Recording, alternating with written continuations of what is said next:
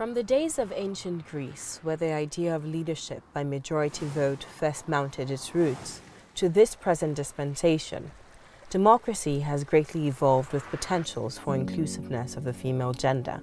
Today, the participation of women in politics has become integral to the success of any democracy in the world. However, this evolution is yet to extend to certain parts of Africa. In the last 2 episodes of this series, we have attempted to understand why the level of participation of women in the political arena of Nigeria is still in very low figures. We heard from women the many challenges they have had to overcome to either participate or gain access to governance ranging from socio-economic to cultural difficulties. We also learned from the electoral body charged with the conduct of elections in Nigeria, INEC, the efforts they are making to fulfill this promise and the possible factors that could hinder them from making this dream a reality for women.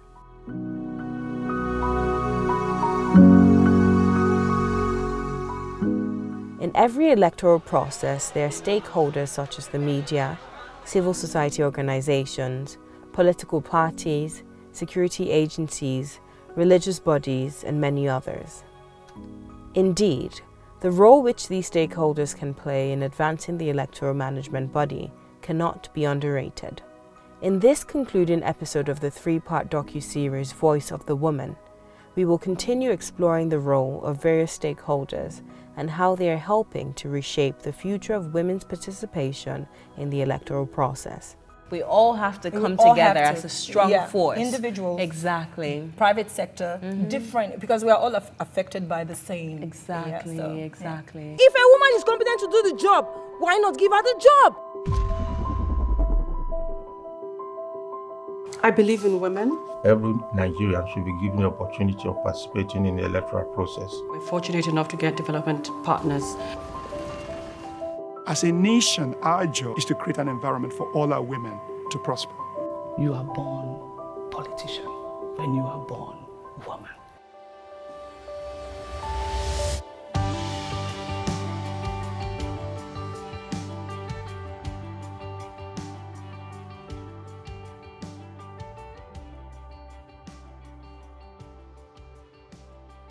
Since the Beijing Conference of 1995, which indeed added impetus to the importance of women's participation in politics, efforts have been made by both government and non-governmental organizations to increase their participation. Among such efforts, it's the Gender Policy Initiative by the Independent National Electoral Commission, INEC. The implementation of this policy has led to the opening of a gender desk at every INEC office and establishment.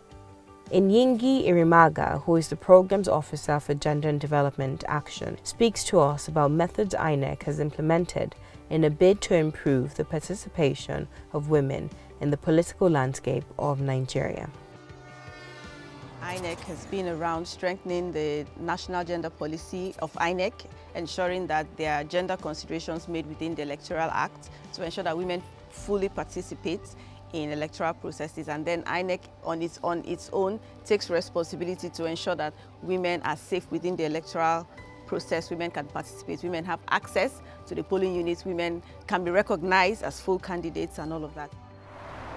In addition to the efforts of the government and different stakeholders, including the civil society organizations and international development partners, countrywide sensitization programs have been run in an aim to encourage women to participate and thereby demand a for gender political representation. The MD of Nigeria Women's Trust Fund shares her vision of equal access to power and participation of women in the electoral process. The Nigerian Women's Trust Fund also is an institution that believes in the political participation of women. And in doing this, we also support initiatives around voter education at the state level and at the national level. We are very concerned about the gender gaps in Nigeria's governance process.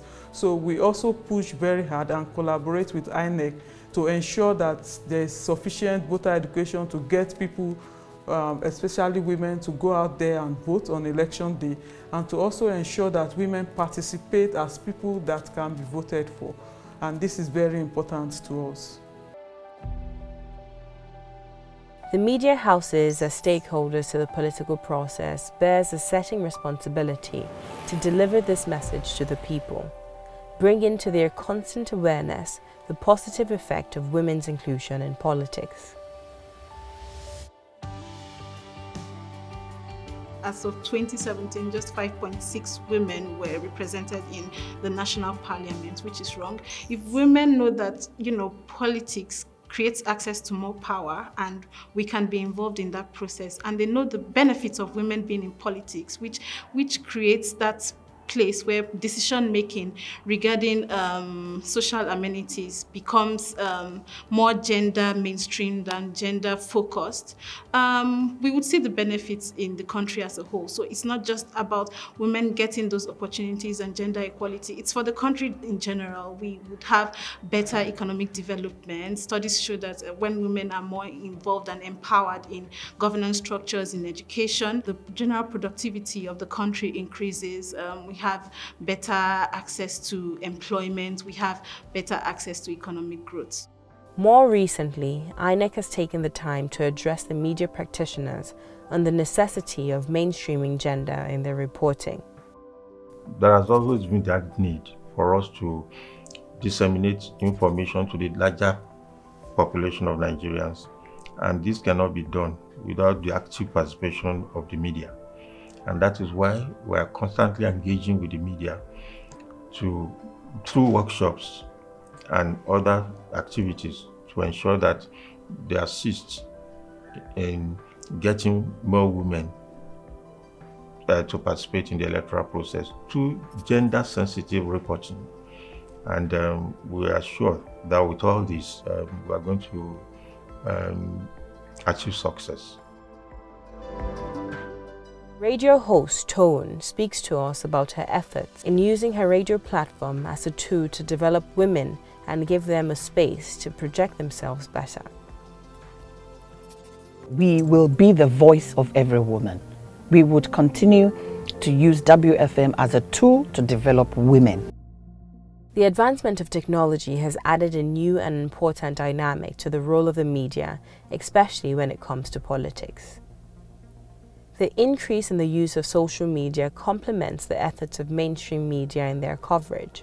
But more importantly, it creates an opportunity for candidates, especially women, to come into the limelight. Social media is a big thing. And I remember being in a women's conference, and one of the major discussions is, oh, women in politics don't have so much visibility as their men.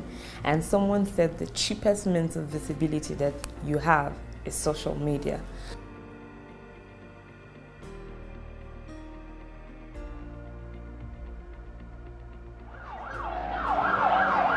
Electoral violence is the greatest enemy of democracy. A study of the democratic history of Nigeria in relation to electoral violence and how it has affected women reveals that there has been a recurrent trend of gender-based violence before, during, and after elections since 1965.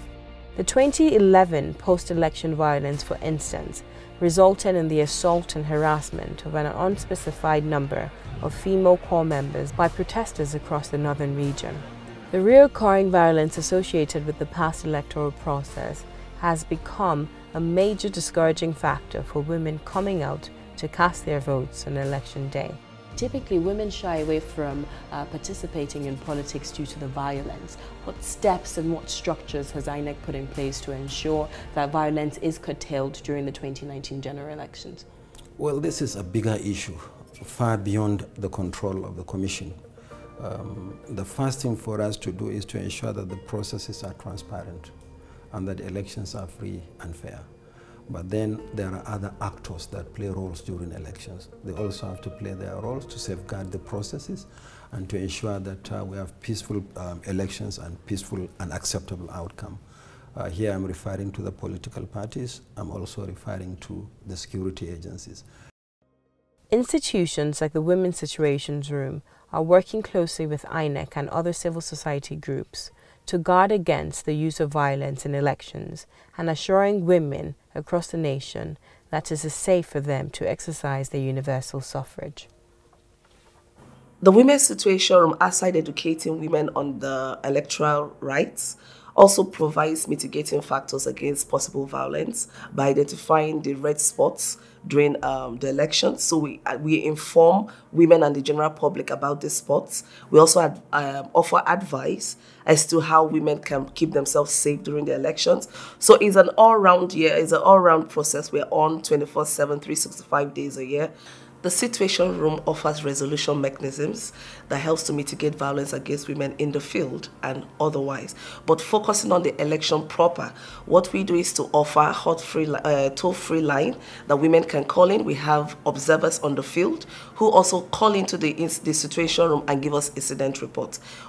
Because of the partnership we have with INEC, with the police, and other civil society organizations, we reach out to them for validation of the incident and also for resolution of the incident. We are calling for a rally.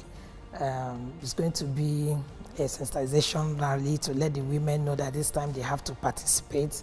We want to show our strength, we want to show our PVCs, and we'll be talking about non-violence, because violence is one other thing that kept women away from participating. We got reports from different women who had their posters, their banners, and the rest removed, and some got calls and threatening them to either step down or something. So we are looking at coming up with that rally to show that we are supporting a violence-free election, and that we'll be voting against any political party that will work against women. In Nigeria, political parties are the only means through which candidates can emerge. The constitution does not allow for independent candidacy. Most recently, political parties have been criticized for giving little or no space for the representation of women. However, following interventions by various stakeholders, many political parties now lay claim to being gender sensitive. Convener of the Not Too Young to Run bill and executive director of YIGA, Samson Itodu, speaks to us on the important role political parties play in increasing women's participation. The Not Too Young to Run Act didn't say that we are reducing the age for men alone.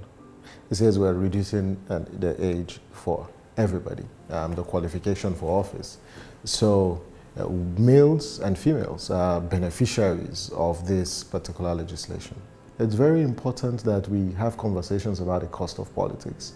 And flowing from that is internal party democracy, where we've got godfathers and hegemons in political parties that have hijacked the machinery of political parties for their own selfish gains. And they marginalize women and suppress women. There were a lot of young women in 2015, in the 2019 elections, who vied for office, but some of them were asked to drop their ambition because they were women. And so for us at the YIGA Africa, we believe strongly that in dislodging patriarchy and exclusion is going to take intentional step. And as an organization that is involved in policy advocacy as well as capacity building, we are deploying all the resources that we have to ensure that we provide an enabling environment where young women can have faith in democracy and participate in the political process.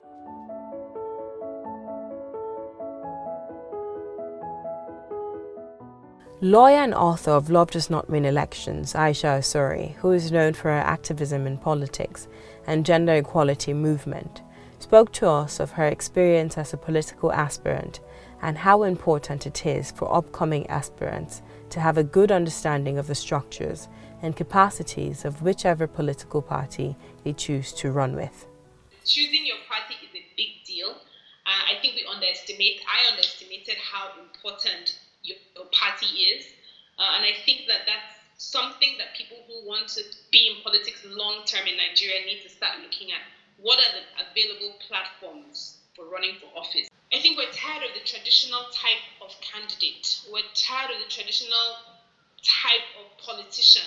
And people are now ready to start seeing more different types of candidates running. And I think if you look at the presidential field in Nigeria right now, with Kingsley Moghalu and Obi Ezekwesili and Yele Showore, you will see that they're not the typical politicians. So I think that's also good news, that we've gotten to a saturation point where we're saying, okay, we kind of know the prototype and model of the typical successful politician. But more of us who have technical expertise and other types of expertise are now interested in running, and the public are fairly receptive to seeing different types of candidates. Some of the non-traditional candidates are facing is that their parties are structured, they've chosen parties that are structured as traditional parties. So we're going to have to invest, even though people are laughing and saying, oh, these parties are not going to win anything, they have no structures. The question is, what is a structure? When we say party, when you say you need party structures, what are you talking about? You're talking about the fact that you have memberships, you have spread, you have networks, you have people who are contributing funds, you have rules, you have regulations. Just as important in the advancement of women's participation in politics is the participation of women with disabilities.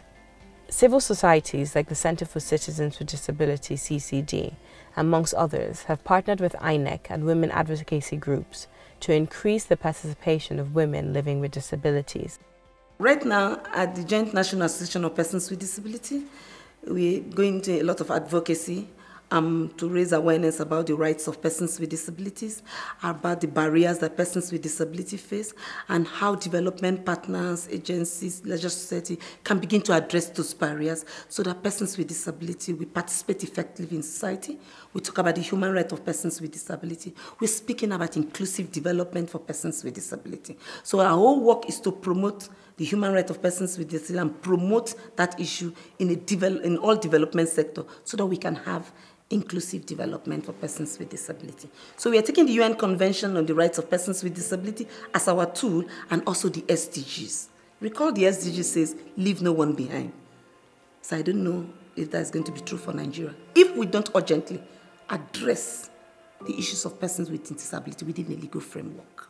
The Albino Foundation is an advocacy organization being run by persons with albinism to advocate for the rights of persons with albinism in Nigeria and Africa as a whole. Our intervention has really been, as an advocacy organization, our intervention has really been with the women that have disability. And then we find them in the communities. So the intervention we have really had in this time towards 2019 elections, seeking for participation, electoral participation for them, has been sensitization. Because like I said earlier, most of these women don't even know they have a right. But when we go out like we did before the Osun election, we realize that some of these women, the way you talk as we're having this discussion, you see them giving you positive responses. Like, yes, you say women can do this, and you see them jeering, yes. And then you ask, so why haven't you participated? What has been your challenge? So what we have done, like coming from the Osun election, was we've encouraged these women, and we noted some of them who had interest, and then we followed up with a training. This training gave them opportunity. What are the things I need to know as a woman? And even as a person with disability, is it my right? Yes. I am tired of the exclusion, the discrimination, and the underrepresentation of young people, persons with disabilities, women from development agenda and government policies and programs. And this moved me to run for office, to formulate policies that will give them their rights, the right to education, healthcare delivery services, employment opportunities, and other issues. International organizations such as the United Nations Development Programme, UNDP, the International Republican Institute, IRI, and the European Centre for Electoral Support, ECES, has lent immense support to INEC to fulfill its mandate and, by and large, increase women's participation in the electoral process. Kathy Latiwa has worked with the European Centre for Electoral Support for years and collaborated in the implementation in Nigeria. Her qualification as a lead facilitator and her ability to speak different languages, French, Swahili, has brought her to work in various parts of the world. Her focus on African nations has helped to improve the quality of life for the poor and ensure a better future for the younger generation, especially through education. Today, she is the project advisor at the European Centre for Electoral Support in charge of gender and inclusion in Nigeria. She speaks to us passionately about her work and their efforts in trying to encourage and advance the participation of women in politics and the electoral process. We are using this a documentary to educate the population because it's a way that people are connected. You know, people like watching movie, watching TV. So it's a way also to be in contact direct with the grassroots, with the population. And also we have some jingles in different language like Hausa, etc.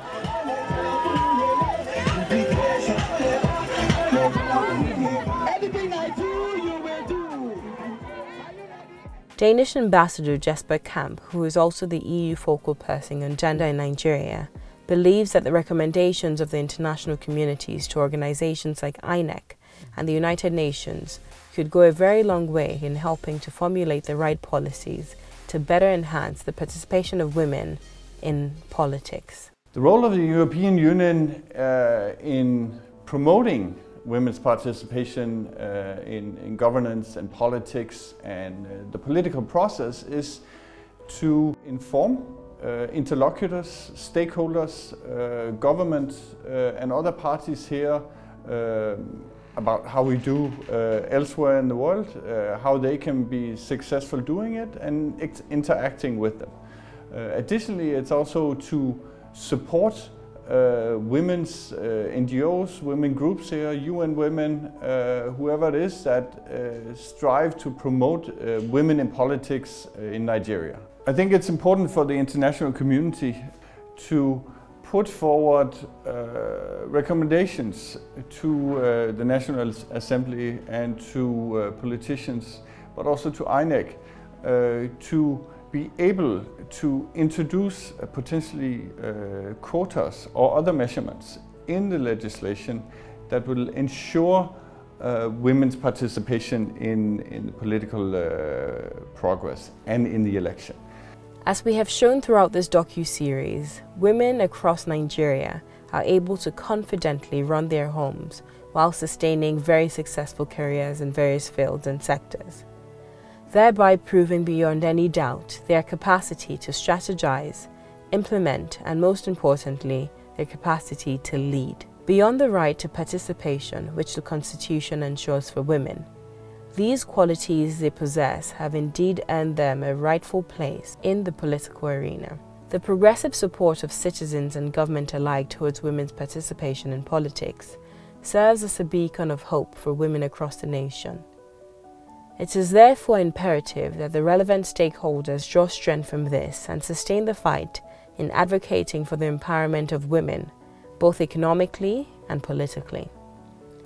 Stakeholders must continue to push for the necessary legislation that will accommodate women in both elective and appointive positions.